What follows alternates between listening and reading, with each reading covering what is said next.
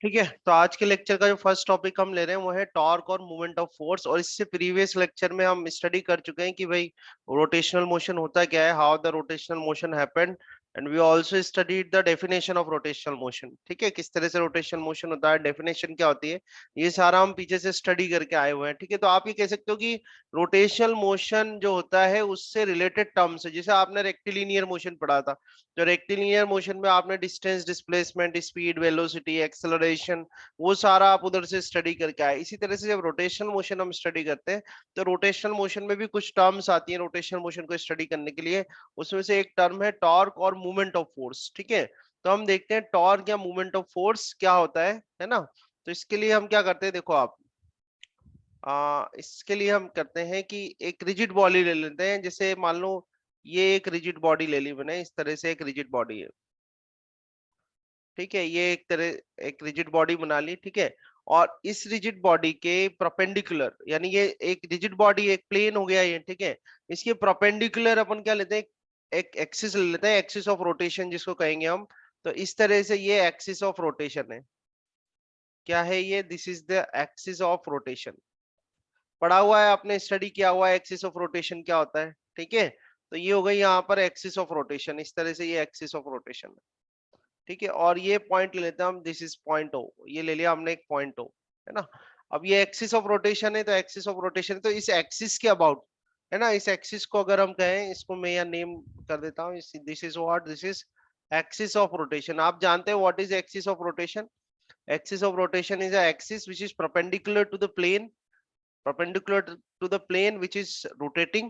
ठीक है, perpendicular plane, and this body or this plane is rotating about this axis। ये जो axis है इसके अबाउट ये रोटेट कर रहा है, इसलिए इसको बोलते हैं एक्सिस ऑफ रोटेशन, है ना। अब ये रोटेट जब करेगा, जब इस पे कोई फोर्स लगेगा, ठीक है, तो हम क्या करते हैं, एक मान लो ये कोई पॉइंट है पी, यहाँ पर ये कोई पॉइंट है पी, और इस पॉइंट पी पे हम फोर्स लगा रहे हैं। क्या कर रहे हैं, इस पॉइंट पी पे फोर्स लगा रहे हैं। तो इस पॉइंट पी पे कुछ इस तरीके से ये फोर्स लग रहा है। ठीक है, और ये फोर्स हमने कर दिया, this is a force F. ये फोर्स हो गया, और ये फोर्स हो गया एफ। ठीक है, ये फोर्स कर दिया, this is the force F, है ना। तो अगर ये फोर्स एफ लगेगा तो ये बॉडी कुछ इस तरह से रोटेट होगी। ठीक है, ये हो जाएगी इसकी, ये क्या हो जाएगी, डायरेक्शन ऑफ, ये हो जाएगी इसकी डायरेक्शन ऑफ रोटेशन, है ना। ये क्या हो जाएगी, इसके डायरेक्शन ऑफ रोटेशन। ये सेम डायग्राम है, मतलब यही मैंने आपको बड़ा सिंपल तरीके से पहले बता रखा है। देखो पहले ही मैंने एक्सप्लेन, ये देखो इस तरीके से, ये एक प्लेन है, ये एक्सिस ऑफ रोटेशन है, फोर्स लगेगा तो ये रोटेट होगी, ये बॉडी जो है वो रोटेट होगी अबाउट दिस एक्सिस। तो सेम डायग्राम है ये। ठीक है, तो यहाँ देखो आप, ये फोर्स एफ लगाए, इस फोर्स एफ को लगाने से बॉडी क्या होगी, इस एक्सिस के अबाउट क्या होगी, ये रोटेट होगी। ठीक है, अब ये फोर्स एफ है, इस फोर्स एफ की हम लाइन ऑफ एक्शन बना सकते हैं, ये लाइन ऑफ एक्शन बना दिया।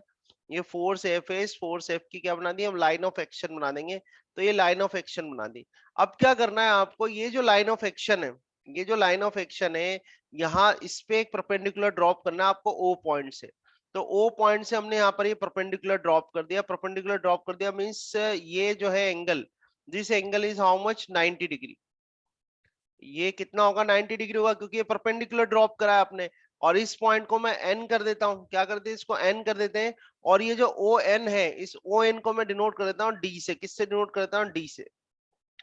ठीक है, तो अब समझ में आया डायग्राम, डायग्राम समझ में आ रहा है आपको क्लियरली। ठीक है, पी क्या है, यहाँ पर पॉइंट ऑफ एप्लीकेशन है जहां पर फोर्स लगाया हमने एफ। ये जो डॉटेड लाइन है ये इसकी लाइन ऑफ एक्शन है।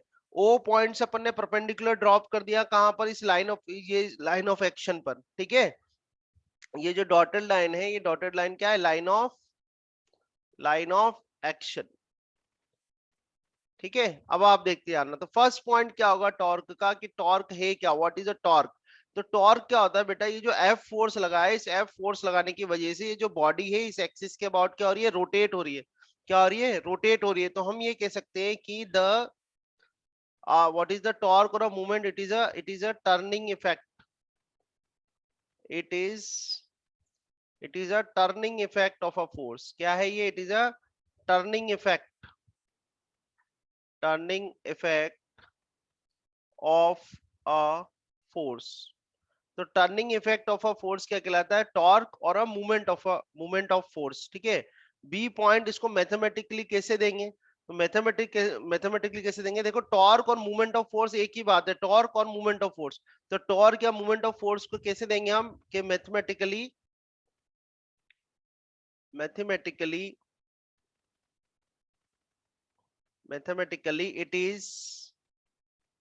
it is a product of ठीक है, it is a product of magnitude of force, ठीक है, it is a product of magnitude of a force and ठीक है and a perpendicular distance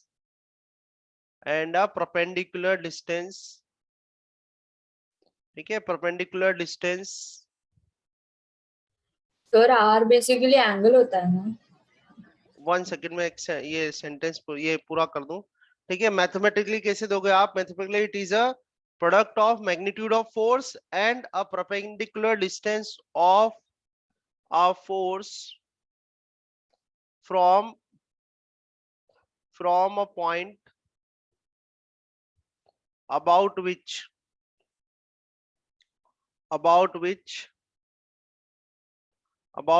movement of a force तो movement of a force को क्या बोलते हो आप? मूवमेंट ऑफ फोर्स को हम बोल रहे हैं टॉर्क।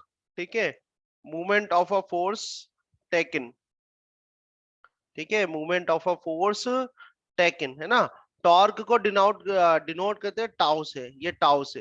तो हमने क्या बोला भाई? मैथमेटिकली टॉर्क या मूवमेंट ऑफ अ फोर्स क्या होता है? Magnitude of force. तो मैग्नीट्यूड ऑफ फोर्स क्या हो गया? एफ हो गया। मैग्नीट्यूड ऑफ फोर्स क्या हो गया? यहाँ पर एफ हो गया, और इनटू क्या करोगे? Perpendicular distance. तो perpendicular distance of a force from a point about which movement has to be taken और the torque has to be taken. तो किस पॉइंट के अबाउट ले रहे हो आप? ओ के अबाउट ले रहे हो। तो ओ के अबाउट जब आप लोगे, यहाँ पर अपन टॉर्क निकाल रहे हैं। टॉर्क किसकी निकाल रहे हैं? Torque of a force F, ठीक है, अबाउट दिस पॉइंट ओ। तो torque of a force F about point O क्या हो जाएगा? उसका मैग्नीट्यूड ऑफ फोर्स एफ हो गया, और परपेंडिकुलर डिस्टेंस क्या हो गई? इसकी ओ एन हो गई। ये ओ एन लिख दिया हमने, ठीक है। अब आप यहां से देख सकते हैं, because this O N is equal to what? O N is equal to D. O N is equal to क्या? डी है। So torque is equal to क्या आ जाएगा? एफ इंटू डी आ जाएगा। तो tau is equal to F into. अभी मैं 1 सेकंड में खत्म करता हूँ पॉइंट्स अपने, फिर आप अपने क्वेश्चंस कर लेना, है ना। तो टाउ, इसको बोलते हैं टाउ, TAU, जो इसको रीड करते हैं ऐसे टाउ, ठीक है। तो टाउ इज इक्वल टू क्या हो गया? एफ इंटू ओ एन हो गया। O N is equal to क्या है? डी है। तो tau is equal to F into D आ गया। यहाँ पर जो डी होता है, that D is called movement arm. D को क्या बोलते हैं अपन? मूवमेंट आर्म बोलते हैं। क्या बोलते हैं? मूवमेंट आर्म बोलते हैं। आए समझ में? अभी इस स्क्रीन पर जो कुछ हो समझ में आया? कुछ करना है क्वेश्चन आपको? बोलो। हाँ सब हाँ समझा बोलो। नो। समझ, कोई दिक्कत नहीं है इस स्क्रीन पे नहीं। जो है, ठीक है। तो यहाँ तक बात हुई, 2 पॉइंट हमने करे। नेक्स्ट पॉइंट में लेता हूँ, इसमें सी पॉइंट ले लेते हैं इसमें। तो सी पॉइंट हम लेते हैं कि भाई टॉर्क की बात कर रहे हैं अपन। टॉर्क और मूवमेंट ऑफ फोर्स दोनों एक ही बात है, उसकी अपन बात करते हैं। हम कहेंगे it is a vector quantity. ये क्या होता है? It is a vector quantity. क्या होती है? ये एक वेक्टर क्वांटिटी होती है। नेक्स्ट पॉइंट क्या होगा? इसके एसआई यूनिट की बात करें कि एसआई यूनिट क्या होती है। तो एसआई यूनिट ऑफ टॉर्क। तो एसआई यूनिट ऑफ टॉर्क क्या हो जाएगा? फोर्स के लिए न्यूटन और डिस्टेंस के लिए मीटर, तो न्यूटन इंटू मीटर हो जाएगा। ऐसे ही इसका आप अगर डायमेंशनल इक्वेशन लिखना चाहें अपन, तो टाउ इज इक्वल टू क्या हो जाएगा? टाउ इज इक्वल टू हो जाएगा m1 l1, है ना। l1 t माइनस l2 हो जाएगा, और ये t माइनस 2 हो जाएगा। समझ में आया पॉइंट यहाँ तक? तो टॉर्क की यूनिट क्या हो जाएगी आपके पास? m1 l2 t माइनस 2 हो जाएगा। आया समझ में? यहाँ तक क्लियर है? ठीक है, यूनिट ऑफ टॉर्क हाँ समझ में आ सर। गई आपको, है ना। अब इसके अपन को लेना है नेक्स्ट पॉइंट। इसमें देखना अपन को साइन कन्वेंशन क्या होता है। साइन कन्वेंशन मैंने आपको सिखाया हुआ है टॉर्क का या मूवमेंट ऑफ फोर्स का साइन कन्वेंशन मैंने बताया था। देखो एक सिंपल सा डायग्राम बताता हूँ कि इस तरह से मान लो, इस तरह से कोई कुछ भी मान लो, जैसे कोई बीम है, वो हिंज्ड है। क्या है? वो हिंज्ड है। हिंज्ड मतलब हुक किया हुआ है उसको इधर, ठीक है। आप एफ फोर्स अप्लाई करते हैं, आपने एफ फोर्स अप्लाई करा, और ये जो डिस्टेंस है ये डी है। कितनी डिस्टेंस है? डी है, ठीक है। और ये पॉइंट अपन ले लेते हैं ओ, और ये पॉइंट ले लेते हैं पी, जहां पर के एफ फोर्स लग रहा है। तो यहाँ पर अगर मैं मूवमेंट ऑफ फोर्स एफ निकालू अबाउट पॉइंट ओ, जिसको कि अपन टॉर्क बोल रहे हैं, क्या बोल रहे हैं हम? टॉर्क बोल रहे हैं। तो movement of movement of force F about O, तो movement of force F about O कितना हो जाएगा, बोला एफ इंटू डी हो जाएगा, नहीं हो जाएगा, फोर्स इंटू परपेंडिकुलर डिस्टेंस होता है, ठीक है। पर इसकी वजह से हाँ जो सर। मूवमेंट प्रोड्यूस होगा, ये जो मूवमेंट प्रोड्यूस होगा, ये मूवमेंट कैसा प्रोड्यूस हो रहा है, क्लॉकवाइज के एंटी क्लॉकवाइज, बोलो मूवमेंट कैसा प्रोड्यूस हो रहा है, क्लॉकवाइज है कि एंटी क्लॉकवाइज है, जल्दी से बता दो। Anti clockwise. एंटी क्लॉकवाइज है, तो एंटी क्लॉकवाइज मैंने आपको क्या बताया था, पॉजिटिव, ठीक है। तो एंटी क्लॉकवाइज मूवमेंट जब प्रोड्यूस होगा तो अपन कैसे लेंगे इसको, एंटी क्लॉकवाइज को, एंटी क्लॉकवाइज को हम लेंगे पॉजिटिव, ठीक है। सिमिलरली अगर सेम डायग्राम को ही दोबारा लिया जाए, वही बी में और उसको हिंस्ड किया हुआ है, ऐसे ही हिंस्ड किया हुआ है किसी पॉइंट पे, ठीक है। अब की बार जो फोर्स लग रहा है, फोर्स लग रहा है इस तरह से डाउनवर्ड, एफ फोर्स लग रहा है, ये जो पॉइंट है क्या है, पी पॉइंट है, वापस से ये ओ पॉइंट आ गया आपका। तो अब यहाँ पर अगर निकाला जाए मूवमेंट ऑफ फोर्स एफ निकाला जाए about point O, movement of force F निकाले अबाउट पॉइंट ओ, जिसको कि टॉर्क भी हम कह रहे हैं, तो फॉर्मूला तो वही है, फोर्स इंटू परपेंडिकुलर डिस्टेंस, ये फोर्स इंटू परपेंडिकुलर डिस्टेंस अपन ने ले ली, ठीक है। इसकी लाइन ऑफ एक्शन देखो, ये क्या लाइन ऑफ एक्शन होगी, ये लाइन जैसे इस एफ फोर्स की लाइन ऑफ एक्शन थी, यहाँ पर ये लाइन ऑफ एक्शन थी, तो परपेंडिकुलर डिस्टेंस आ गई, तो एफ इंटू डी आ गया। पर अब की बार जो मूवमेंट प्रोड्यूस हो रहा है वो कैसे प्रोड्यूस हो रहा है, क्लॉकवाइज प्रोड्यूस हो रहा है, कैसे आ रहा है, क्लॉकवाइज। तो क्लॉकवाइज के लिए हम क्या कन्वेंशन ले रहे हैं, नेगेटिव का, क्या ले रहे हैं, नेगेटिव का, तो ये क्लॉकवाइज आ जाएगा। आया समझ में यहाँ तक, ठीक है, हाँ सर। कोई दिक्कत नहीं है, ठीक है। इसी में अभी नेक्स्ट पॉइंट अपन लेते हैं। नेक्स्ट पॉइंट ये देखो क्या है, हमने इक्विलिब्रियम पढ़ा हुआ है, स्टैटिक इक्विलिब्रियम स्टडी किया हुआ है। स्टैटिक इक्विलिब्रियम में क्या करते थे अपन, कि if a body is in rest क्या होता है, कि algebraic sum of all the horizontal forces, यानी कि समीशन ऑफ एफएक्स अपन जीरो कर लेते थे, समीशन एफवाई अपन जीरो कर लेते थे, करते थे ना ऐसा। तो वो कब क्या हाँ केस था सर। अपने स्टैटिक इक्विलिब्रियम का था। इसमें एक पॉइंट है, वो है प्रिंसिपल ऑफ मूवमेंट्स, ठीक है। इसी में मैं यही करा देता हूँ, इसको जी पॉइंट कर लेता हूँ। हम बात कर रहे हैं प्रिंसिपल ऑफ, ठीक है, principle of, principle of movements, principle of movements. तो प्रिंसिपल ऑफ मूवमेंट्स क्या होगा, तो प्रिंसिपल ऑफ मूवमेंट्स क्या कहता है कि if a body is in rotational equilibrium, क्या बात कर रहे हैं अपन, कि if a body is in, if a body is in, if a body is in rotational, ठीक है, if a body is in rotational equilibrium, rotational equilibrium, अगर बॉडी किस में है, रोटेशनल इक्विलिब्रियम में है, तो submission of all movements about any point, let's say O ही ले लेता हूं सर मैं। आपका वीडियो लैग हो रहा वीडियो लैग हो रहा है, हो है। जाएगा, हेलो। हाँ बोलो, हो जाएगा, वो हो जाता है कभी हेलो। कभी। हाँ आ रही है, वॉइस आ रही है मेरे को, आपको आ रही है, हाँ, हेलो, कैसे करेंगे अपन, तो जैसे अपन ने स्टैटिक इक्विलिब्रियम पढ़ा था, तो जो अपन ने एक सिस्टम लिया था कोप्लेनर कॉनकरेंट, तो कोप्लेनर कॉनकरेंट में हमने करा था summation of F x zero, summation of F I zero. और ऐसे ही अपन ने एक लिया था, वो था कोप्लेनर नॉन कॉनकरेंट। तो कोप्लेनर नॉन कॉनकरेंट में क्या होता है, मूवमेंट प्रोड्यूस हो जाती है, क्या प्रोड्यूस जाती है, मूवमेंट, ठीक है। तो अगर वो बॉडी इक्विलिब्रियम में है, तो इक्विलिब्रियम में क्या होगी कि जो टोटल मूवमेंट प्रोड्यूस हो रही है, या मैं कहूं कि अगर मान लो रोटेशनल इक्विलिब्रियम की बात करूं मैं, तो टोटल जो टॉर्क उसकी प्रोड्यूस हो रही है ना, वो उसका अलजेब्रिक सम क्या होना चाहिए, जीरो होना चाहिए, क्या होना चाहिए, जीरो होना चाहिए। मैं यहाँ पर कर देता हूं कि algebraic sum of, algebraic sum of all movements, all movements, movements किसकी, फोर्स की, ठीक है, ऑफ ऑल फोर्स मूवमेंट्स, ठीक है, जिसको कि अपन टॉर्क बोल रहे हैं, ध्यान रखना, कंफ्यूज मत होना, बार बार मैं ये इंक्लूड कर रहा हूं इसमें ना। So algebraic sum of all forces, all force movements, यानी कि torque about, about any point, ठीक है, about any point, about any point equal to zero, about any point equal to zero, ये क्या होता है, अपना प्रिंसिपल ऑफ मूवमेंट होता है।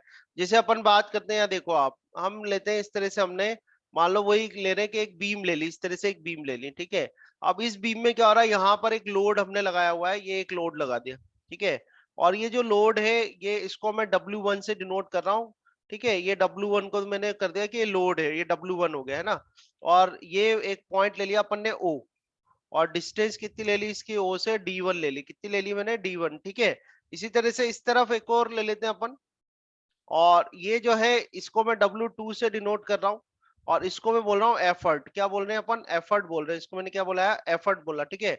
और ये जो डिस्टेंस है इसके यहाँ से यहाँ तक की वो क्या है? D2 है, ठीक है।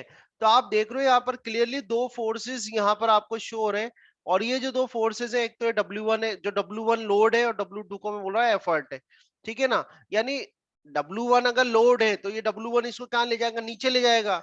इसको बैलेंस करने के लिए मुझे कुछ एफर्ट लगाना पड़ रहा है, और वो एफर्ट को मैंने किससे डिनोट किया हुआ है? W2 से डिनोट किया हुआ उस एफर्ट को मैंने, ठीक है।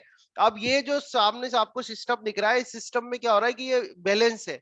ये क्या है? बैलेंस है। बैलेंस है तो क्या होना चाहिए कि जो टोटल मूवमेंट प्रोड्यूस होगा इन फोर्सेस की वजह से, वो टोटल मूवमेंट क्या होना चाहिए? जीरो होना चाहिए, ठीक है।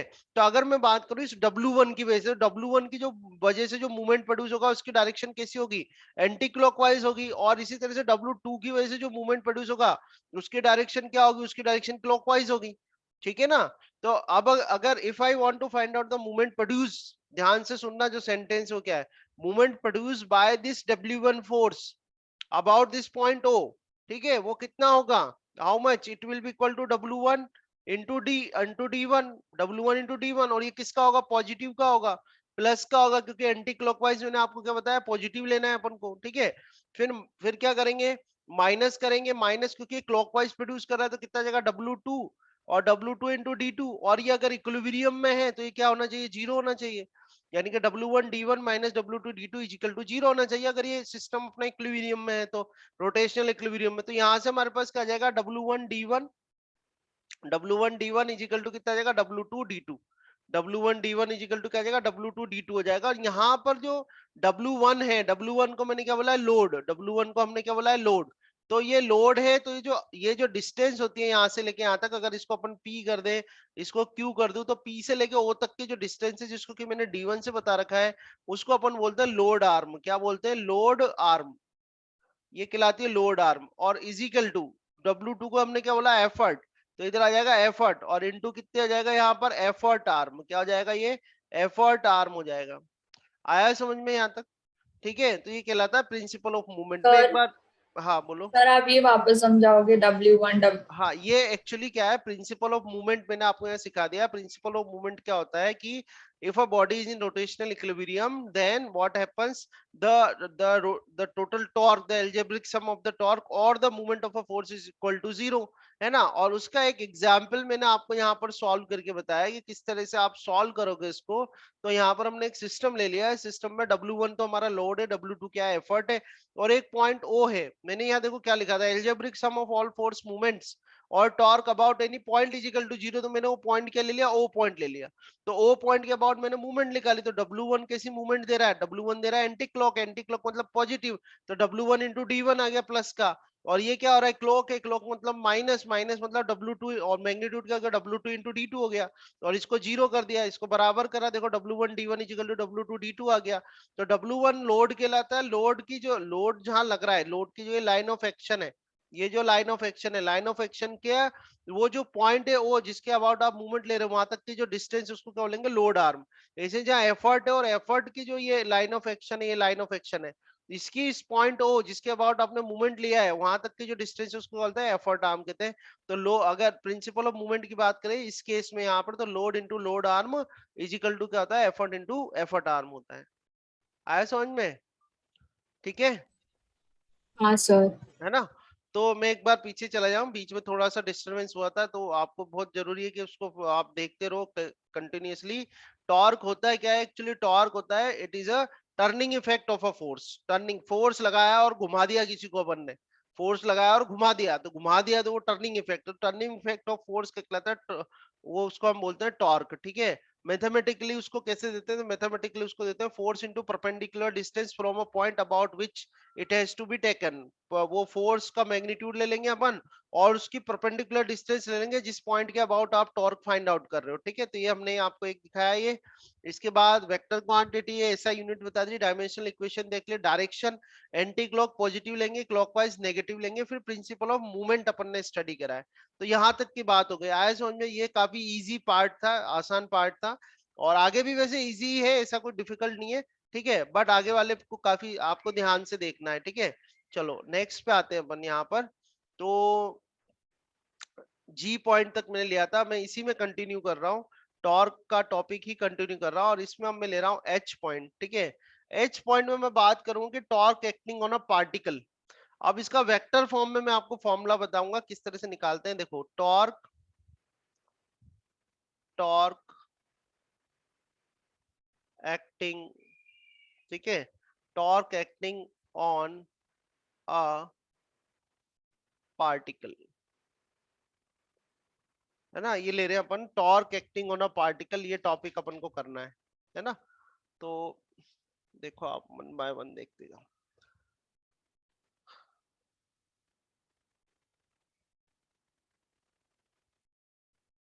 ठीक है, देखो इसके लिए हम क्या करते हैं, सबसे पहले एक्सिस ले लेते हैं, हमने इस तरह से एक्सिस ली, है ना। ठीक है, तो ये हो गया हमारा एक्स एक्सिस, इसको हम ले लेते हैं वाई एक्सिस, और ये ले लेते हैं जेड एक्सिस। ठीक है, ये जो डायरेक्शन है हमारी, ये हो गई जेड एक्स, और ये ओरिजिन ले लिया हमने ओ। ओ क्या हो गया, ओरिजिन। हम क्या करते हैं, यहाँ पर ले लेते हैं, we are taking this X Y plane, X Y plane ले लिया हमने, ये एक्स वाई प्लेन है। ठीक है, देखो टॉपिक क्या अपना, torque acting on a particle. तो हम क्या कर रहे हैं कि इस एक्स वाई प्लेन में एक पार्टिकल ले लेंगे, क्या करेंगे, इस एक्स वाई प्लेन में एक पार्टिकल ले लेंगे। तो ये तो मैंने बना दिया आपके लिए एक्स वाई प्लेन, दिख रहा है आपको ग्रीन जो डॉटेड है, ये तो हमने बना लिया एक्स वाई प्लेन। अब इस एक्स वाई प्लेन में एक पार्टिकल ले लेता हूं पी। तो इस एक्स वाई प्लेन में मैंने एक पार्टिकल ले लिया पी, क्या ले लिया, पार्टिकल पी ले लिया। अब इस पार्टिकल पी को क्या करना है आपको, इस पार्टिकल पी को कौन से, ये प्लेन एक्स वाई प्लेन हो गया, इसमें रोटेशनल एक्सिस कौन सी होगी, ओ जेड वाली आपकी रोटेशनल एक्सिस होगी, ठीक है ना। तो हम क्या करते हैं, आपने पार्टिकल ले लिया पी। अब ये जो पार्टिकल पी है, इसकी पोजीशन बतानी है मुझे, तो इसकी पोजीशन बतानी है, तो आपको एक पोजीशन वेक्टर बनाना पड़ेगा। तो ये आपने पोजीशन वेक्टर बना लिया इसका, ठीक है, ये पोजीशन वेक्टर बना लिया, ये पोजीशन वेक्टर हो गया, और इस पोजीशन वेक्टर को मैंने आर वेक्टर से बता दिया। ठीक है भाई, पी ले लिया, है ना, और पी पी कोई एक्स वाई प्लेन ले लिया, एक्स वाई प्लेन में कोई पी पार्टिकल ले लिया, और पी पार्टिकल पर उसका जो पोजीशन वेक्टर है वो हो गया आर वेक्टर। तो ये जो पी पार्टिकल है, इसका पोजीशन वेक्टर कैसे दे दूंगा मैं, पोजीशन वेक्टर दूंगा OP vector is equal to R vector. यहां तक बात समझ में आ गई, क्लियर है, कोई बात, कोई दिक्कत नहीं है। अब क्या करते हैं, अगर आपको टॉर्क प्रोड्यूस करनी है इसमें, तो टॉर्क प्रोड्यूस करने के लिए तो फोर्स लगाना पड़ेगा। अब मान लो आपने फोर्स लगा दिया इस तरह से, या आपने फोर्स लगाया, ठीक है, किस पे लगाया, इस पी पार्टिकल पर फोर्स लगा दिया, और ये फोर्स इस तरह से बनाया, और इसको मैंने कर दिया एफ वेक्टर, क्या कर दिया, एफ वेक्टर कर दिया। ठीक है, तो जो आर वेक्टर है उसको तो बोलते हैं पोजीशन वेक्टर। आर वेक्टर जो है वो तो क्या है, पोजीशन वेक्टर है। किसका पोजीशन वेक्टर है, ये पोजीशन वेक्टर है इस पी पार्टिकल का। और जो एफ वेक्टर है, इस एफ वेक्टर को अपन क्या बोलते हैं, फोर्स वेक्टर, क्या बोलते हैं, फोर्स वेक्टर बोलते हैं। और ये जो फोर्स वेक्टर है बेटा, ये जो फोर्स वेक्टर है, ये फोर्स लग कहाँ रहा है, इस पी पॉइंट पे लग रहा है। ये जो फोर्स वेक्टर है एफ, ये कहाँ लग रहा है, इस पी पॉइंट पे लग रहा है, ये पी पी पॉइंट जहां पर वो पार्टिकल है। ठीक है, हम क्या करेंगे कि इसको थोड़ा सा मैं एक्सटेंड करता हूँ, इस इसको, है ना, और ये जो एंगल है इनके बीच का, ये एंगल कितना है, थीटा, कितना है ये एंगल, थीटा है, कितना है ये एंगल, थीटा है। ठीक है, अब ये थीटा एंगल है, तो आप देखो यहाँ पर अगर अपन ये लिखना चाहें कि ये अगर अपन निकालते हैं कि the torque acting on the particle, ठीक है, क्या होगा, torque acting on the particle अगर मैं निकालना चाहूं, torque torque acting torque acting on a particle, ठीक है, torque acting on a particle P. तो torque acting on a particle P, तो टॉर्क क्या हो जाएगा, टॉर्क का जो फॉर्मूला है, टॉर्क का फॉर्मूला क्या होता है, फोर्स। ठीक है, तो टॉर्क जो होगा वो क्या हो जाएगा, आर वेक्टर क्रॉस, ठीक है, R vector cross F vector,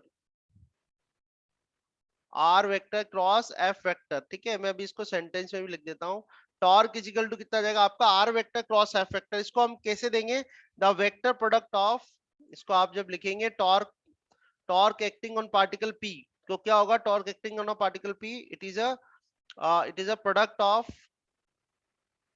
it is a it is a vector product of, it is a vector product of position vector, position vector, position vector and position vector and force vector, ठीक है, position vector and force vector, आया समझ में? ठीक है, sir ये जो torque मतलब देंगे, अ, मैं आगे प्रूफ भी करूंगा आपको, है ना, कि कैसे ये क्रॉस प्रोडक्ट क्यों आया है, इसका नेक्स्ट टॉपिक में मैं उसको सॉल्व करूंगा। अभी यहाँ पर जो मैंने बनाया है, ये जो डायग्राम बनाया है, एक्स वाई प्लेन है, एक्स वाई प्लेन में पी पार्टिकल ले लिया, उस पी पार्टिकल का जो ओरिजिन है, ओरिजिन से जो पोजीशन वेक्टर दिया है वो क्या आर वेक्टर अपन ने दिया हुआ है, ठीक है, उससे फोर्स जो लग रहा है वो क्या एफ वेक्टर है। तो अगर अब मैं ये लिखना चाहूँ कि भाई torque acting on a particle P due to this force F about this point O, तो वो क्या होगा, वो होगा इनका vector product of position vector, ठीक है, vector product of position vector and the force vector, R vector cross F vector हो जाएगा। आया समझ में? हाँ सर। है ना? अभी देखो, अब इसकी डायरेक्शन क्या होगी, अब हम, अब ये तो पता चल गया कि भाई ये वेक्टर और प्रोडक्ट है ना, तो ये भी वेक्टर होगा। हाँ बोलो।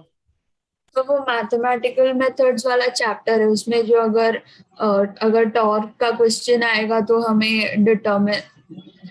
उससे डिटर्मिनेंट उससे ही सॉल्व होगा, करना करा था पड़ेगा। ना अपन ने, ये तो करे हुए हैं अपन ने हाँ हाँ। क्वेश्चन वेक्टर के। हाँ सर, ये हाँ, कंफर्म करना है। हाँ उसी से ही होगा वो, है ना? अच्छा देखो आप, अब आप आपको दिख रहा है कि जो टॉर्क होता है वो क्या होता है, वेक्टर प्रोडक्ट होता है पोजीशन वेक्टर और फोर्स वेक्टर का। तो इसकी आप डायरेक्शन भी निकाल सकते हो, है ना? तो डायरेक्शन कैसे निकालेंगे, कि डायरेक्शन ऑफ टॉर्क, तो डायरेक्शन ऑफ टॉर्क जो निकालते हैं अपन, राइट हैंड जो रूल है अपने पास, वो है राइट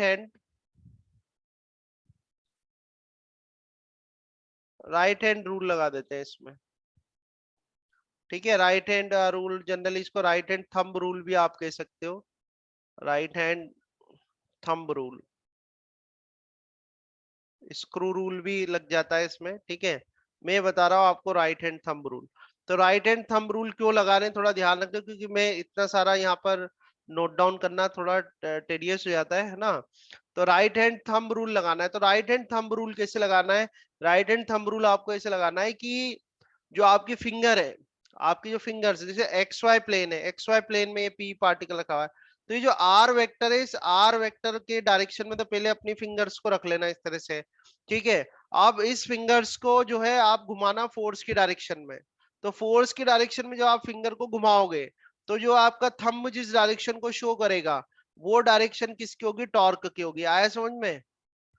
ठीक है, जो ये आर वेक्टर है पोजीशन वेक्टर, पहले ऐसे फिंगर सीधी रख लेना, फिर आर वेक्टर फोर्स की डायरेक्शन में उसको घुमाना, तो फोर्स की डायरेक्शन में आप घुमाओगे तो जो आपका थंब है, थंब किसकी डायरेक्शन को शो करेगा, टॉर्क की डायरेक्शन को। तो आप यहाँ देखो कि एक्स वाई प्लेन में अपना पार्टिकल रखा हुआ है, तो जो टॉर्क आएगा, टॉर्क किस डायरेक्शन में आ रहा है, टॉर्क आएगा जेड डायरेक्शन में, R vector cross F vector, ये जो डायरेक्शन होगी ये किसकी डायरेक्शन होगी, टॉर्क की डायरेक्शन होगी। और ये देखो, ये हमने, जब मैंने आपको वेक्टर प्रोडक्ट और स्केलर प्रोडक्ट पढ़ाया था ना, तो वेक्टर प्रोडक्ट स्केलर प्रोडक्ट में मैंने आपको वहां पर सिखा रखा है कि किस तरह से जब भी दो वेक्टर क्वांटिटीज हैं उनका वेक्टर प्रोडक्ट जब हो रहा है, और यानी जब वेक्टर प्रोडक्ट हो रहा है, तो वेक्टर प्रोडक्ट के डायरेक्शन कैसे निकालते हैं, मैंने वहां पर भी करा रखा है आपको, ठीक है, तो वहां से भी आप देख सकते हो। बाकी ये बहुत सिंपल है, ये पोजीशन वेक्टर है, उसको एफ की डायरेक्शन में घुमा देना, एफ की डायरेक्शन में घुमाओगे, जो थंब जो डायरेक्शन शो करेगा, वो जो डायरेक्शन होगी वो किसकी होगी, that direction will be your direction of torque, किसकी डायरेक्शन होगी, वो टॉर्क की डायरेक्शन होगी। आया समझ में? बोलो, आई बात समझ में, या मुझे इसको इसको मैं नोट डाउन करूं? नोट डाउन करने की तो जरूरत नहीं है ना, बोलो। नहीं सर, मतलब हाँ, चलेगा। चल जाएगा ना, है ना? तो फिर वही है, सेंटेंस पूरा मुझे नोट डाउन करना। समझ में आ गया ना? वहां पर पूरा ये लिखा हुआ है आपका, ठीक है, मैंने जहाँ कराया था पहले। तो ये डायरेक्शन ऑफ टॉर्क कैसे निकालोगे, राइट हैंड थंब रूल से निकालना है आपको, ठीक है, राइट हैंड थंब रूल लगा के टॉर्क डायरेक्शन निकालनी है। आगे समझ में यहाँ तक क्लियर है? ठीक है, अभी देखो आगे इसको लेके चलते हैं, आगे सॉल्यूशन बनाते हैं इसका। देखो आपके पास क्या है, नेक्स्ट पेज पे ले लेते हैं। हमारे पास एक्सप्रेशन है कि भाई टाउ वेक्टर जो है वो है R vector cross F vector, क्या है, R vector cross F vector है। तो अगर इसको एक्सपांड किया जाए तो टाउ इजिकल टू कितना जाएगा अपने पास, आर एफ साइन थीटा आ जाएगा। कितना आ जाएगा, आर एफ साइन थीटा आ जाएगा, ठीक है। अब यहां से इस फॉर्मूले से हम कहें कि if theta is equal to 90 degree, अगर मान लो थीटा 90 डिग्री है, तो थीटा 90 डिग्री है, तो टाउ इज इक्वल टू क्या जाएगा, आर इंटू एफ आ जाएगा। कितना जाएगा, tau is equal to R into F. तो ये जो टाउ की वैल्यू आएगी क्या आ जाएगी, मैक्सिमम, मैक्सिमम आ जाएगी। तो यहां से क्या हमें पता चला, अच्छा सबसे पहले तो बताओ थीटा किस किस के बीच का एंगल है, थीटा जो है यहाँ पर, थीटा किस किस के बीच का एंगल है, बोलो। It is an angle between, it is an angle between position vector, है ना, it is an angle between position vector and force vector. सही है बात, पोजीशन वेक्टर और फोर्स वेक्टर के बीच का एंगल है ये। आया नहीं आया समझे, बोलो। थीटा क्या है, theta it is an angle between the position vector and force vector. तो हम देखो आप यहाँ पर हम ये कह रहे हैं, इस पॉइंट में कह रहे हैं theta is equal to 90 degree लिखा हुआ है, यानी कि फोर्स वेक्टर और पोजीशन वेक्टर के बीच का एंगल अगर 90 डिग्री हो, ठीक है, फोर्स वेक्टर पोजीशन वेक्टर के बीच का एंगल अगर 90 डिग्री होगा, तो टॉर्क क्या होगी, मैक्सिमम होगी। आई बात समझ में, टॉर्क क्या होगी, मैक्सिमम होगी। जैसे केस देखो आप याला, ये वाले केस मैंने बना रखे हैं, इस केस में ये जो परपेंडिकुलर डिस्टेंस है, परपेंडिकुलर डिस्टेंस और फोर्स के में जो है एंगल, यहाँ पर इस केस में एंगल कितना आ रहा है, 90 डिग्री है। और 90 डिग्री इसी वजह से देखो आपका जो मूवमेंट है या जो टॉर्क को क्या आ रहा है, मैक्सिमम आ रहा है। आई बात समझ में, क्लियर है। अगर मान हाँ लो, सर। अगर हम ये कर दें कि if theta is equal to 0 degree और 180 डिग्री, तो 0 डिग्री या 180 डिग्री होगा तो क्या टॉर्क प्रोड्यूस होगी, क्या क्या टॉर्क प्रोड्यूस हो सकती है। अगर मान लो मैं इस वाले डायग्राम में और दोनों दोनों एक, एंटी पैरेलल है, हाँ मतलब। देखो ना, एक मिनट देखो, इस डायग्राम में अगर मैं इस तरह से फोर्स लगा दूं, तो क्या ये रोटेशन प्रोड्यूस करेगा, ये फोर्स रोटेशन नहीं प्रोड्यूस करेगा, इसमें नहीं नहीं। करेगा, तो टॉर्क प्रोड्यूस ही नहीं होगी। चाहे ऐसा कर लें तब भी नहीं होगा, ठीक है, ऐसा करोगे तब भी, इस तरह से फोर्स लगा दूं मैं तब भी नहीं होने वाला है। तो अगर ये थीटा की वैल्यू यानी इनके बीच का एंगल अगर 0 या 180 डिग्री हो जाए, तो टॉर्क क्या हो जाती है, 0 हो जाती है। कितनी हो जाती है, टॉर्क 0 हो जाती है, यानी मिनिमम टॉर्क हो गई ये तो 0। आई यहाँ तक बात समझ में, ठीक है। तो आया नहीं आया बताओ पहले, तो ये समझ में आई बात, क्लियर है, बोलो। हाँ सर, समझा। तो अगर आपसे क्वेश्चन किया जाए कि मान लो यहाँ हमारा ये जो केस है, इस केस की बात कर रहा हूं मैं, इस केस में फोर्स जो लग रहा है, अगर मैं फोर्स के दो कंपोनेंट बना दूं, एक कंपोनेंट तो इसके डायरेक्शन के परपेंडिकुलर, पोजीशन वेक्टर के परपेंडिकुलर हो जाएगा, और दूसरा उसके अलोंग हो जाएगा, तो फिर जो टॉर्क प्रोड्यूस होती है, टॉर्क किसकी वजह से प्रोड्यूस होगी, परपेंडिकुलर कंपोनेंट की वजह से या अलोंग वाले कंपोनेंट की वजह से, बोलो टॉर्क किसकी वजह से प्रोड्यूस होगी, बोलो। परपेंडिकुलर। परपेंडिकुलर कंपोनेंट की वजह से, ठीक है ना, ये ध्यान रखना आप। चलो अभी इसमें पॉइंट कितने हो गए अपने, एच तक आ गया। नेक्स्ट पॉइंट ले रहा हूं मैं इसमें, और नेक्स्ट पॉइंट है अपना आई पॉइंट, आई ले रहा हूं मैं, नेक्स्ट पॉइंट है, ठीक है। ये है अपने पास dependency of torque on movement arm, dependency of torque on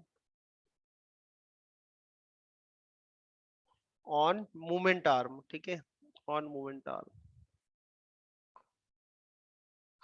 देखो इसको समझना आप अच्छे से, है ना। तो इसमें ऐसा करते हैं, ये एक्सिस मैंने ली जैसे, ठीक है, इधर इसको कर लेते हैं एक्स एक्सिस, कर लेते हैं वाई एक्सिस, ये ओरिजिन हो जाएगा ओ, है ना। अब देखो हम क्या करते हैं, एक पार्टिकल ले लेता हूं मैं पी, ठीक है, ये पार्टिकल ले लिया मैंने यहाँ पर, ये पी पार्टिकल ले लिया, ठीक है। अब पी पार्टिकल ले लिया तो इसका पोजीशन वेक्टर भी बना सकता हूं मैं, इजी है, ठीक है, अब तो आ रहा होगा आपको। यहाँ से हमने इसका पोजीशन वेक्टर बनाया, ये पोजीशन वेक्टर बना लिया, ठीक है। ये जो पोजीशन वेक्टर है इसको नेम कर देते हैं अपन आर वेक्टर, ये आर वेक्टर इसका पोजीशन वेक्टर हो गया, ठीक है।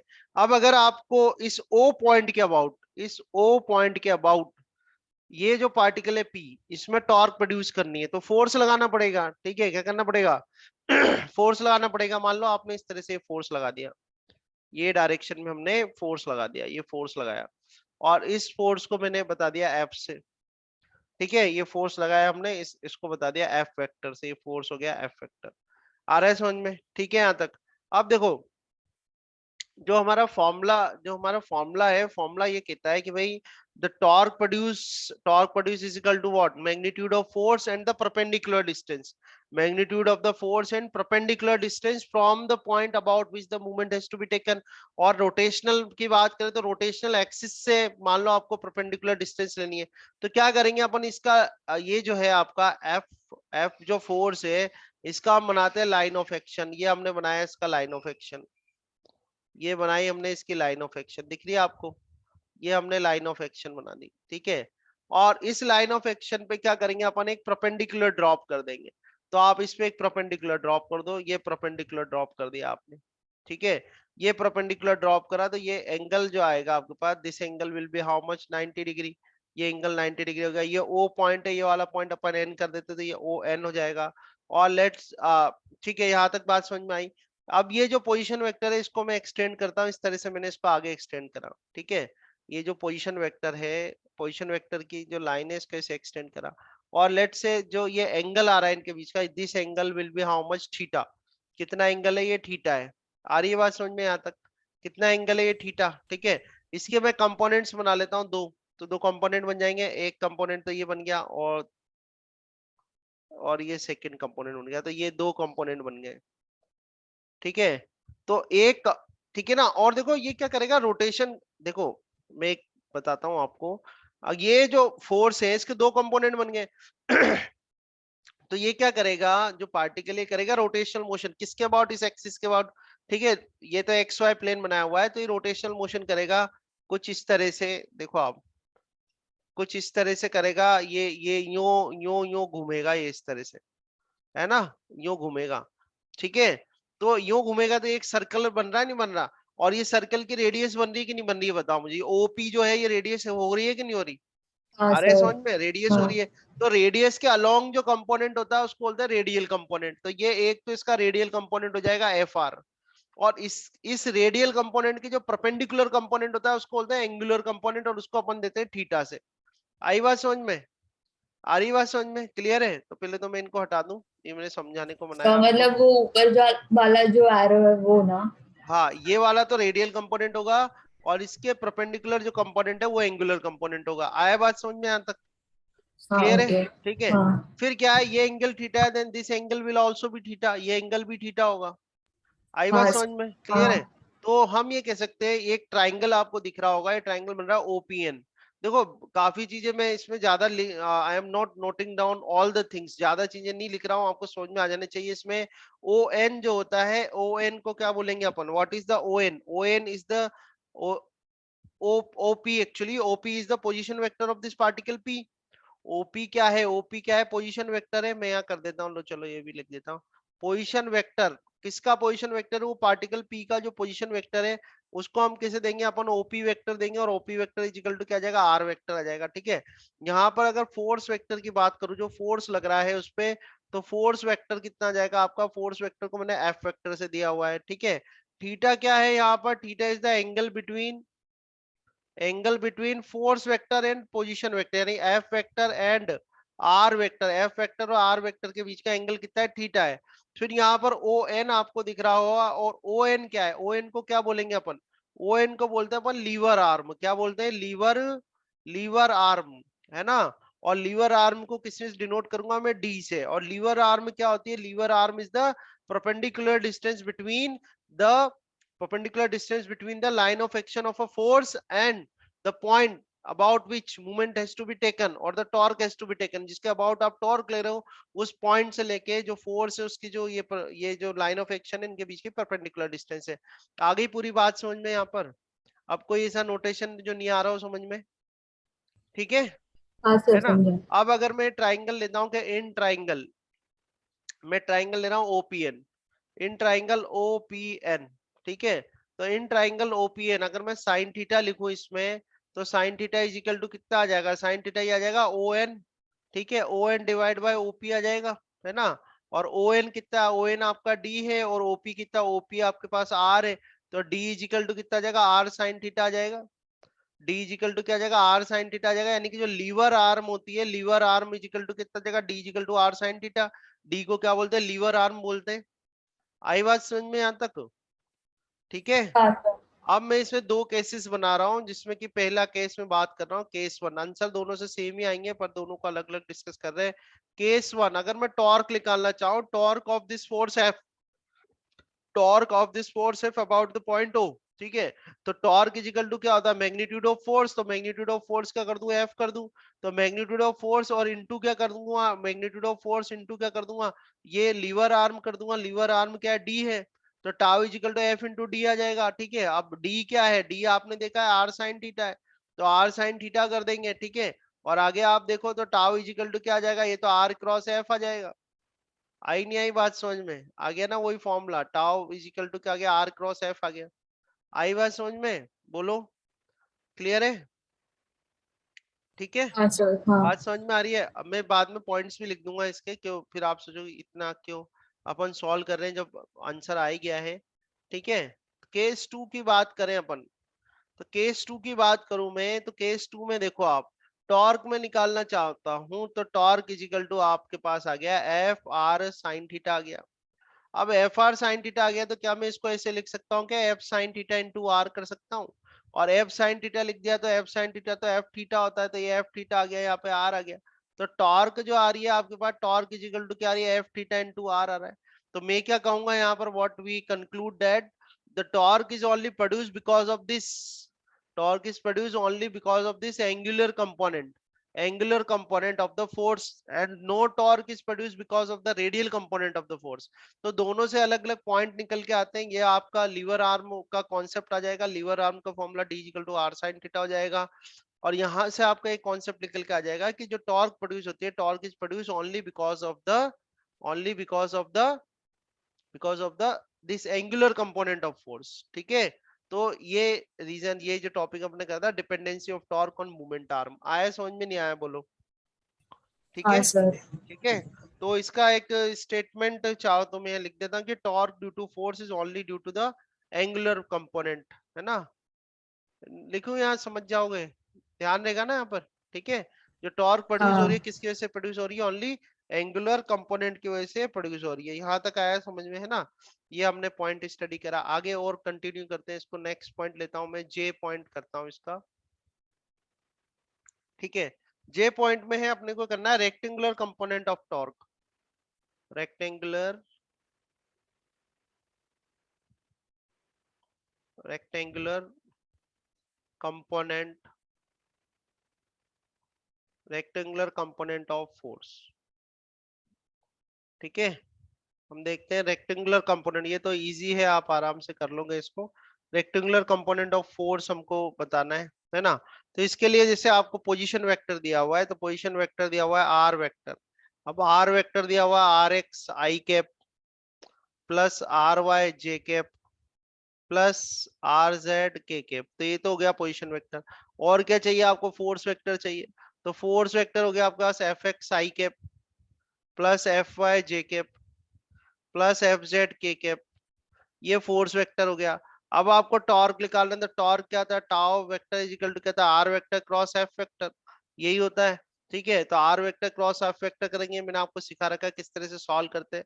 इसको कर देंगे आई कैप जे कैप के कैप कर देना आप, ठीक है। सबसे पहले यहाँ पर आर एक्स आ जाएगा, या आर वाई आ जाएगा, या आर जेड आ जाएगा, ठीक है।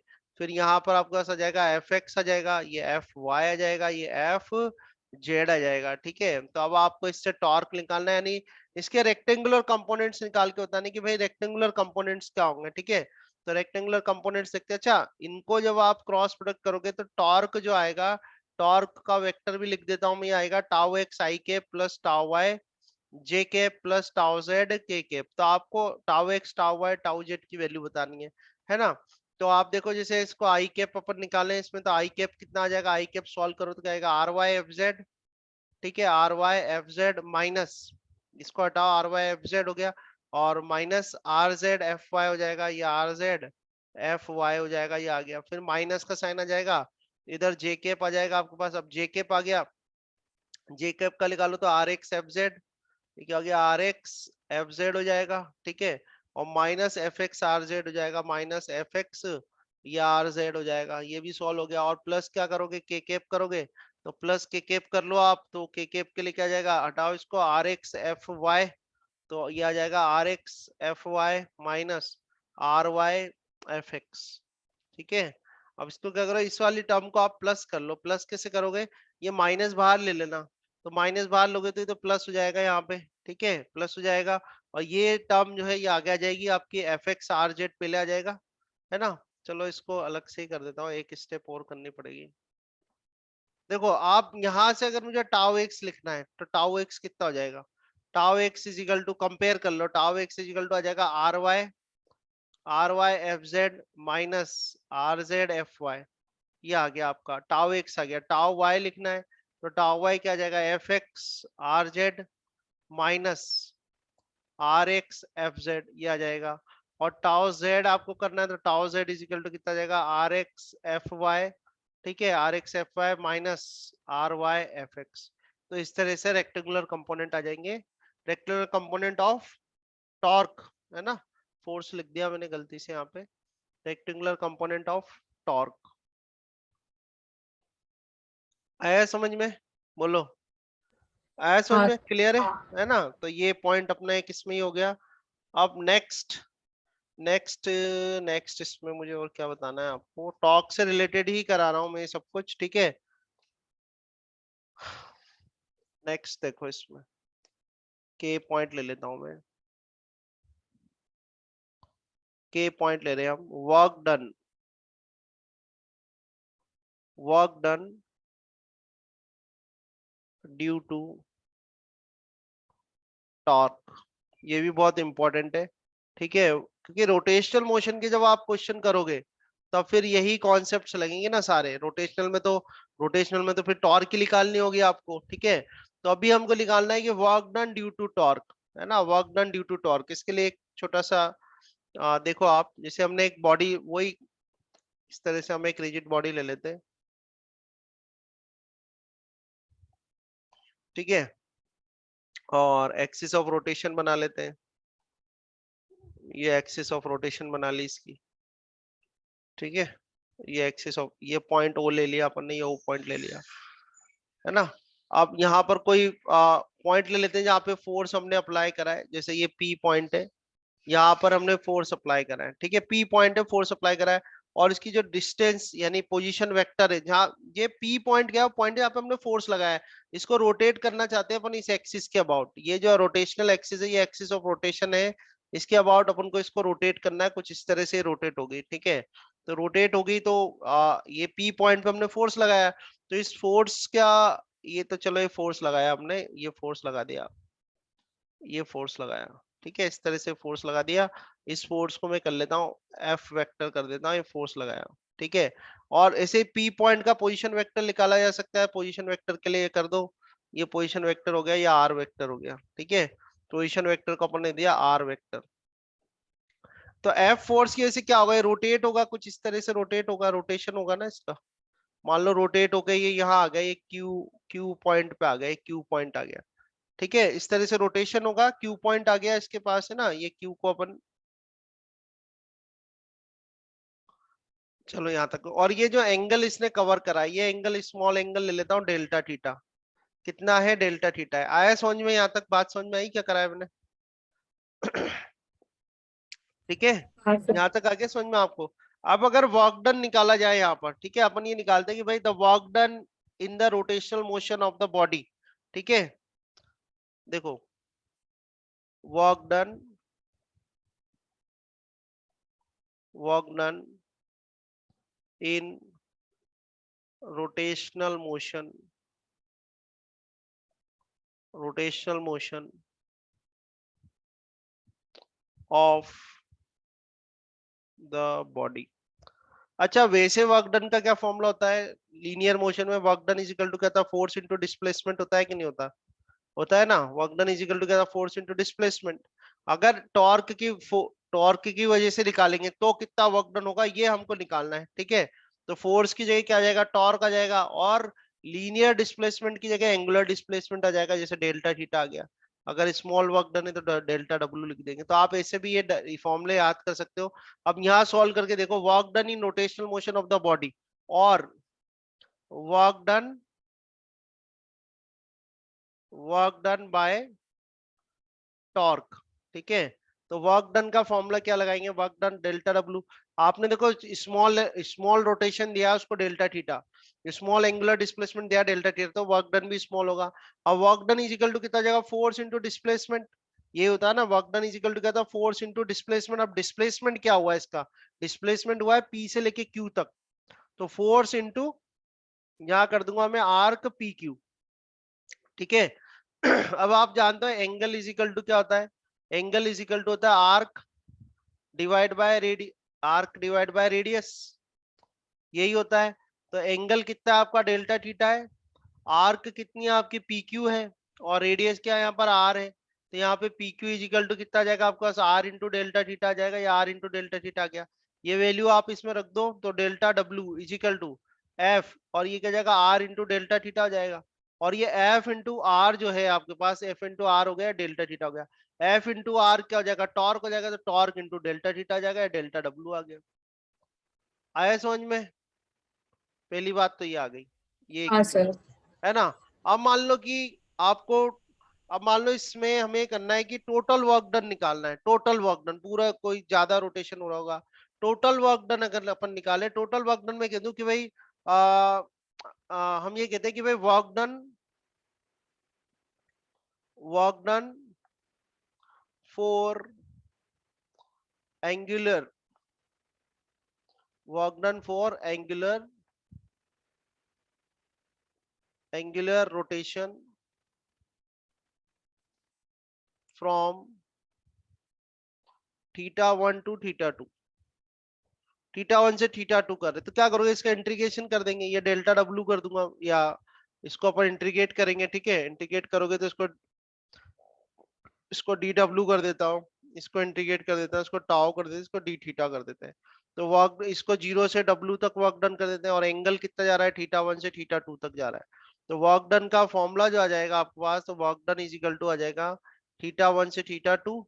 ठीक है, और ये आ जाएगा टाउ, और ये हो जाएगा डी थीटा। ठीक है, तो ये आपके पास आ जाएगा वर्क डन का फॉर्मूला। आया समझ में यहाँ तक। हाँ ठीक है, सर। अब इसी से एक फॉर्मूला और अपन निकाल सकते हैं, वो है पावर का, पावर डिलीवर्ड बाय टॉर्क। ठीक है, तो पावर डिलीवर्ड बाय टॉर्क देखो कैसे निकालेंगे, delivered power delivered bye torque. ठीक है, तो पावर डिलीवर्ड बाय टॉर्क तो बहुत इजी है, देखो डेल्टा डब्ल्यू आपने करा, delta W is equal to क्या होता है, टाउ इंटू डेल्टा थीटा होता है, आता है आपको। इसमें क्या करो, डेल्टा टी से डिवाइड कर दो, इधर भी डेल्टा टी से डिवाइड कर दो। आया समझ में। तो ये क्या हो जाएगा, work done in rate of doing work क्या कहलाता है, रेट ऑफ डूइंग वर्क तो पावर ही होता है ना। रेट ऑफ डूइंग वर्क क्या होता है, पावर होता है, तो पावर के लिए इसको पी कर दूंगा मैं, पी कर दिया। और ये टार्क, और ये कितना हो गया यहाँ पर, change in angular displacement per unit time, और change in angular displacement with respect to time क्या हो जाएगा, बोलो क्या होता है, ध्यान है, ओमेगा, है ना, एंगुलर वेलोसिटी होता है ना ये, delta theta by delta T.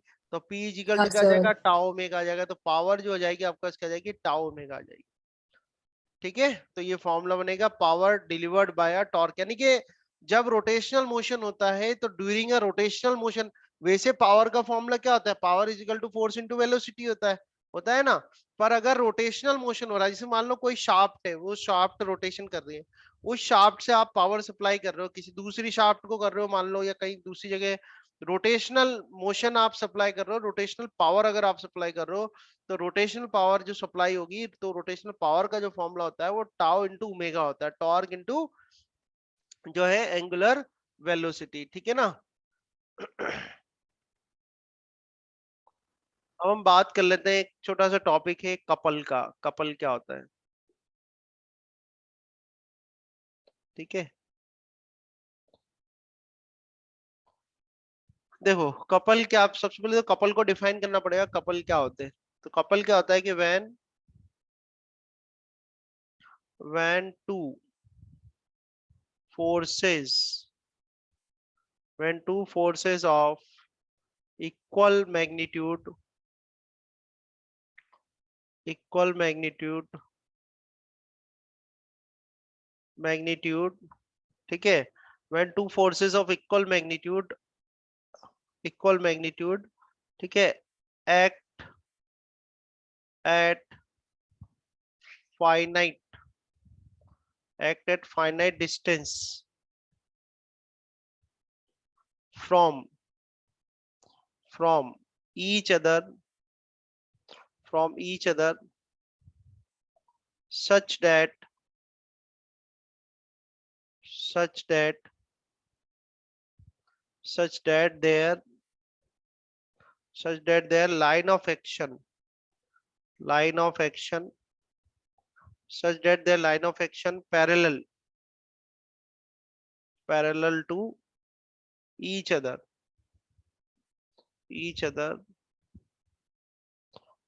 they are called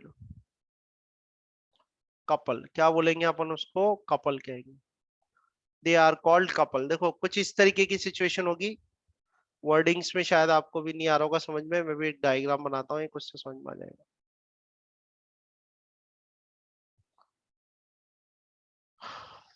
तो कुछ इस तरह से देखो, मान लो कि ये कोई बीम ले लो आप. इस तरह से कोई बीम है, ठीक है. ये कोई बीम है और इस बीम में यहाँ पर अपन इसको एक ओ पॉइंट ले लिया अपन ने, ठीक है. इस ओ पॉइंट के अबाउट ये बीम जो है वो मोशन कर सकती है ना. अब यहाँ पर एक फोर्स लगाया हमने एफ.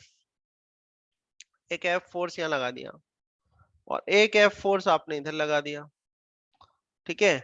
अब इधर जो एफ, हम क्या कह रहे हैं कि भाई मैग्नीट्यूड सेम है. तो ये एफ फोर्स यहाँ लगा हुआ है और एफ फोर्स इधर लगा है. ये डाउनवर्ड लग रहा है, ठीक है. और जो डिस्टेंस, ये इनकी लाइन ऑफ एक्शन है. ये लाइन ऑफ एक्शन हो गई. ये लाइन ऑफ एक्शन है. ये इस वाले फोर्स की लाइन ऑफ एक्शन है, ठीक है. ये इस वाले फोर्स की लाइन ऑफ एक्शन है. समझ में आ रही है बात? तो हमने क्या बोला था कि when two forces of equal magnitude act at finite distance from each other such that their line of action, है ना. सेंटेंस एक बार मैं कर दूं कि when two forces of equal magnitude act at finite distance from each other such that their line of action parallel to each other, ठीक है. Parallel to each other. अब यहाँ पर एक वर्ड और ऐड कर देता है अपन, अपोजिट. दिख रहा है आपको? अपोजिट डायरेक्शन में एक्ट कर रही है. So when two forces of equal magnitude act opposite direction, ठीक है. अपोजिट डायरेक्शन, ठीक है. At finite distance from each other such that their line of action to each other, ठीक है. Line of action parallel to each other, they are called couple. इस तरह से couple बनाएंगे. अब इनके बीच की डिस्टेंस मान लो कि भाई इनके बीच की इनकी जो लाइन ऑफ एक्शन है, इनकी लाइन ऑफ एक्शन के बीच की डिस्टेंस क्या है? डी है. क्या है? डी. इस तरह से कर दिया अपन ने ना. और इसको मैं कर, ये जो पॉइंट है इसको पी कर देता हूँ, इस पॉइंट को अपन क्यू कर देते हैं. आया समझ में? नहीं आया? तो ये क्या फॉर्म करेंगे? कपल फॉर्म करेंगे. क्या फॉर्म करेंगे? कपल. आ रही बात समझ में? ठीक है, बोलो यस और हाँ नो, सर. है ना. अगर मैं मूवमेंट ऑफ अ कपल निकालना चाहूं, मूवमेंट ऑफ अ कपल या टॉर्क ऑफ अ कपल निकाले अपन, मैं यहां पर कहूं कि movement of a couple, movement of a couple. और अपन बात करें भाई टॉर्क ऑफ अ कपल. क्या बात कर रहे हैं अपन? Torque of a couple. तो टॉर्क ऑफ अ कपल ये कर दिया. तो देखो ये फोर्स एफ जो है, फोर्स इंटू क्या लेते हैं अपन? परपेंडिकुलर डिस्टेंस लेते हैं. तो एफ इंटू ओपी कर दूंगा मैं, ठीक है. अब ये देखो ये कैसा प्रोड्यूस कर रहा है. ये क्लॉकवाइज प्रोड्यूस कर रहा है, ये भी क्लॉकवाइज. इस अगर टॉर्क, अगर मैं इस एफ फोर्स की वजह से टॉर्क देखूं, तो इस एफ फोर्स की वजह से जो टॉर्क प्रोड्यूस हो रही है वो कैसी प्रोड्यूस हो रही है बोलो तो? क्लॉकवाइज प्रोड्यूस हो रही है कि नहीं हो रही? ठीक है. और टॉर्क का फॉर्मूला क्या होता है? मैग्नीट्यूड ऑफ फोर्स और परपेंडिकुलर डिस्टेंस जिसके अबाउट आप टॉर्क ले रहे हो. तो किस पॉइंट के अबाउट टॉर्क ले रहे हो? यहाँ पर ओ के अबाउट ले रहे हो. तो पी ओ या ओपी डिस्टेंस आ जाएगा और माइनस का साइन आ जाएगा क्योंकि क्लॉकवाइज टॉर्क है, ठीक है.